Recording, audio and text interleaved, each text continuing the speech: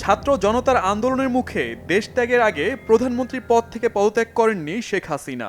সাংবিধানিকভাবে তিনি এখনও প্রধানমন্ত্রী। শুক্রবার ওয়াশিংটন থেকে বার্তা সংস্থা রয়টার্সকে দেয়া এক সাক্ষাৎকারে এমন দাবি করেন তার ছেলে সজীব ওয়াজেদ জয়। জয় দাবি করেন শেখ হাসিনা একটি বিবৃতির মাধ্যমে পদত্যাগপত্র জমা দিতে চেয়েছিলেন, কিন্তু আন্দোলনকারীরা গণভবন লক্ষ্য করে পদযাত্রা শুরু করলে তিনি পদত্যাগ করার সময়টুকু পাননি।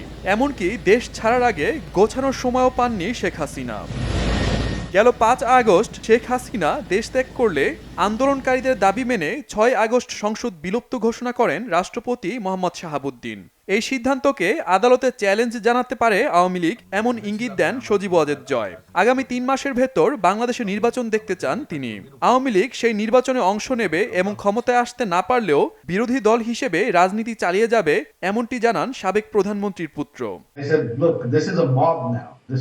অন্যদিকে শুক্রবার ভারতীয় গণমাধ্যম ANI-কে দেয়া সাক্ষাৎকারে জয় বলেন, অন্য কোনো দেশে রাজনৈতিক আশ্রয়ের চেষ্টা করেনি, বরং বাংলাদেশে ফিরতেই আগ্রহী শেখ হাসিনা।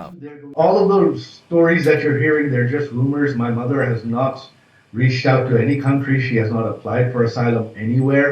আমার মাকে নিয়ে বিভিন্ন গুজব ছড়ানো হচ্ছে।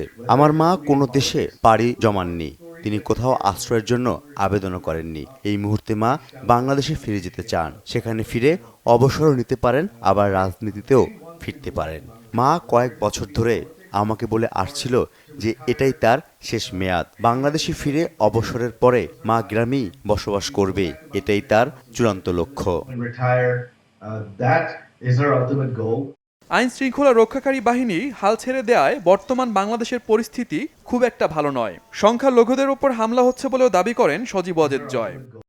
Right now the situation is very bad. There is no law and order. Minorities are being attacked. এই মুহূর্তে অবস্থা খুবই খারাপ, আইন শৃঙ্খলা নেই, সংখ্যালঘুদের ওপর হামলা হচ্ছে। নাগরিকরা দায়িত্ব নিয়ে আইন শৃঙ্খলা এবং নিরাপত্তা নিশ্চিত করার চেষ্টা করছে। আমাদের আওয়ামী লীগের সদস্যদের, বিশেষ করে যুবকদের, আমাদের নিজেদের নেতাদের পাহারা দিতে বলেছি, সংখ্যালঘুদের পাহারা দিতে বলেছি। তবে অবশ্যই সারা দেশে এটি সম্ভব নয়। সারা দেশে আইন শৃঙ্খলা রক্ষাকারী বাহিনী হাল ছেড়ে দিয়েছে। অন্তর্বর্তীকালীন সরকারকে সম্পূর্ণ অসাংবিধানিক বলে দাবি করেছেন জয়। তারা আইন শৃঙ্খলা পরিস্থিতি স্বাভাবিক করতে পারে কিনা এটি এখন দেখার বিষয়। This government is completely unconstitutional. There is no provision for a selected government. অন্তর্বর্তীকালীন সরকার সম্পূর্ণ অসাংবিধানিক। এটি ক্ষুদ্র সংখ্যালঘু দ্বারা সরকার নির্বাচনের কোনো বিধান নেই। এই সরকারকে কেউ ভোট দেয়নি, আর তাই তারা আইন শৃঙ্খলা ফিরিয়ে আনতে পারে কিনা সেটি দেখার বিষয়। And so whether they can restore law and order, well, it remains to be seen. They've only been in power for less than 24 hours. Shahid Arafat, Bangla vision news desk. নিরীহ মানুষের উপর হত্যা।